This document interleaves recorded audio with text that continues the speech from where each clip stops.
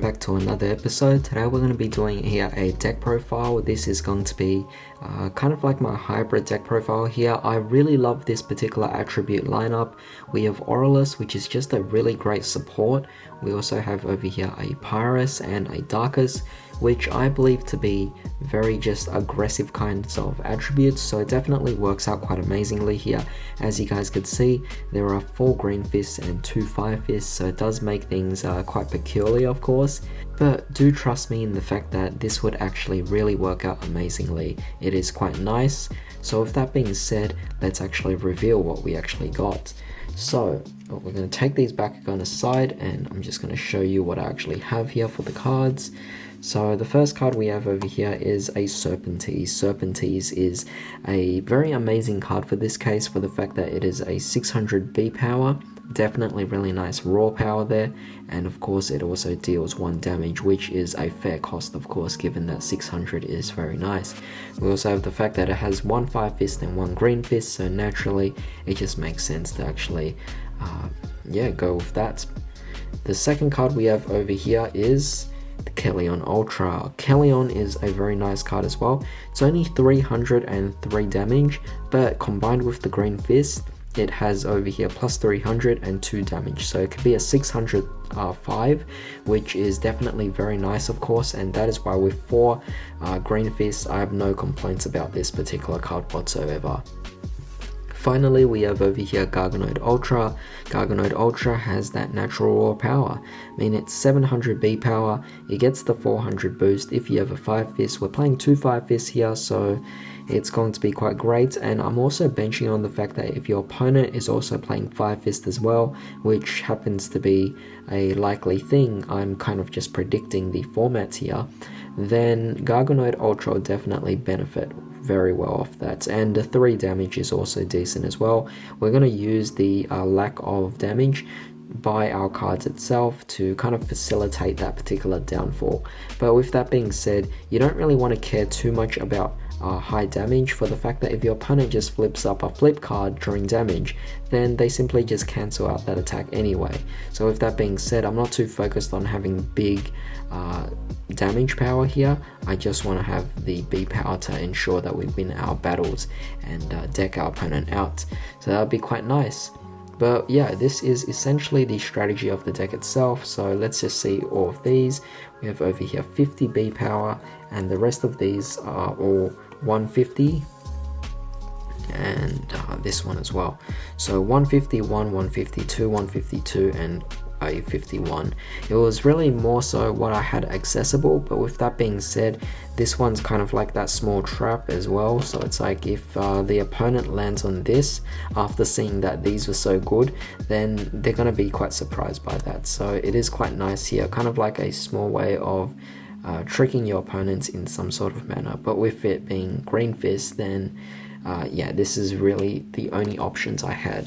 But with that being said, for the 5 fist over here, really nice. We actually have a plus 250 and 300, also nice as well to boost them up just by a bit. And since they all already have very amazing raw power, it definitely works really amazingly there. So yeah, with that being said, we're going to move all of these aside, and now let's actually go on with the actual deck profile itself and see if you guys agree with these cards or not. Alright, so to begin with Darkus, I'm just going to go with the flip cards here. We're playing Cease Darkus. I'm predicting the format is going to be more centralized against Darkus. They're very aggressive, they're very fast decks, utilizing Sacrifice to just deal a heavy blow onto you. So with that being said, they also have really strong bakugan as well, just a lot of strong raw B power. So with that being said, cancelling out Darkus is definitely going to be quite nice here at 2 copies. Next, I'm also playing over here 2 copies of Darkus Strike. Darkus Strike is also quite a nice card as well. It is just a simple 3 cost, and we don't want to play too many high cost cards. So typically you want to play 1, 2, or 3 in terms of energy cost, and this one gives plus 6, which is obviously natural. If it's a Darkus bakugan, then you could also force your opponent to discard a card as well. And you are playing at least one Kellion, so if the situation comes up, then this would definitely work quite amazingly for the deck itself. Next, of course, we're playing 3 copies here of Futility. Futility is a very nice card for the fact that it will simply just stop either a Chaos attack and an Aurelus attack or a Ventus attack, and that is a very good cost for 2 as well. It's more so just I guess covering all different attacks from each side of the walls, so that would be quite nice, of course. And seeing that Chaos has actually been on a rise as well makes it quite scary. Aurelus is just natural for the fact that they just have that natural raw power that most people play to facilitate their attacks, and Ventus has also been quite the nifty attribute that's been quite annoying to deal with as well. So with that being said, I do like the fact that I'm playing this at 3 and these particular ratios like so. Next, I'm playing here 2 Curse of Darkus. Curse of Darkus, 2 costs, very cheap, and if you have sacrifice, instead of doing -2, you could do -10 as well. Sometimes we might lose a battle, and I figure having 2 of these just in case would definitely help out. Now for a bit more of the risky cards, we're also playing here 2 Prismatic Bolts. They are 4 costs, which is a bit higher than you might expect, but plus 300 B power, plus 6 damage is something that, like I said, I want to facilitate a bit of damage growth on our own Bakugan, since we're lacking the damage growth or damage onto the opponents. So with that being said, Prismatic Bolt is definitely well worth a card to actually play, and for 4 energy it's not too difficult to accomplish as well, just a bit more on the mid-tier things of energy costs. And finally, for the remainder of the Darkus cards, we're playing 4 copies here of Hack Attack. Hack Attack is quite nice for the fact that it gives 7 damage as well, which is obviously going to make up for the fact that our Bakugan lack damage. But if you have an Aurelus Bakugan, you could also just choose a player to discard a card, which again, it's very nice for 4 damage. Yeah, it's just really amazing. I love the card itself, and it kind of combines for the fact that you have a Darkus card with an Aurelus, so that bit of synergeticness to it is quite nice. Now onto the Pyrus cards. We're playing here 2 copies of Fireball, simple 1 cost plus 3 damage. There's not much else to really explain about that, it's just really amazing. We're also playing over here 2 copies of Fire Boost or Fierce Boost, 2 energy, so not too bad as well, plus 200 B power. However, if you have Fury, then you have no cards in your hand, you get plus 600 instead, and that is also very nice for the fact that you're playing Darkus, so you're going to be doing sacrifice quite a bit. You also have very low cost cards as well, so you're going to play them out very easily, and so Fierce Boost would definitely be quite a beneficial card. Of course, I can't forget about some of the upgrades, I guess. So here is the Evo Hyper Serpentine Ultra. I wanted to play this for the fact that it was really cheap. It's only 2 cost, and it boosts it to 507 damage, which is very nice. If you have Fury, then you can also go 5 damage again, and plus 1000 B power. That's pretty much going to get over pretty much every single Bakugan out there, and even if your opponent were to use action cards, they're definitely going to have quite a bit of trouble actually dealing with the Serpentines.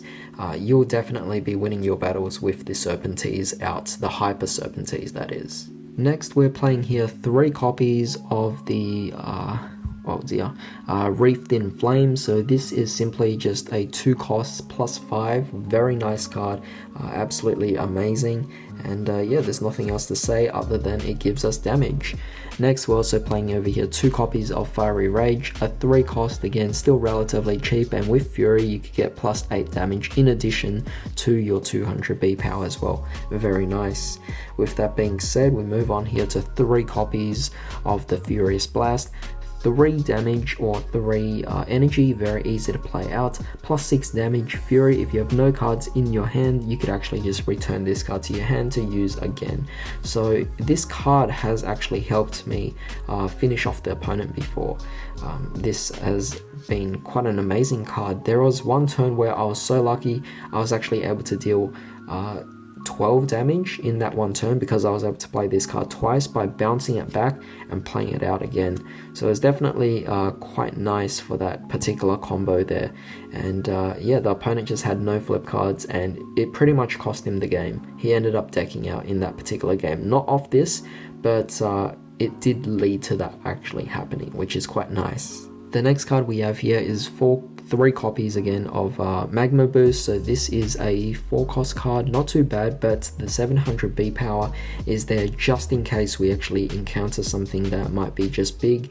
Your opponent's evos might also be quite strong, so Magma Boost will definitely help out. But as you can see here, it's a 4-cost, so it's mostly a mid-game card. You're going to try and win early on in the early game, of course, with the lower cost cards, but if it comes down to it, Magma Boost will definitely be there for you. We're also playing 3 copies here of Firestorm, also a 4-cost card as well, plus 6 damage. However, you have an Aurelus bakugan, plus 12 damage. Similar case to the Furious Blast, this card also just helps deal damage onto your opponent as well, and it does pretty much the same thing. And with 4 costs, I have no complaints about it whatsoever. Next, we're also playing here 2 copies of Meltdown. 3 costs, destroys an energy card.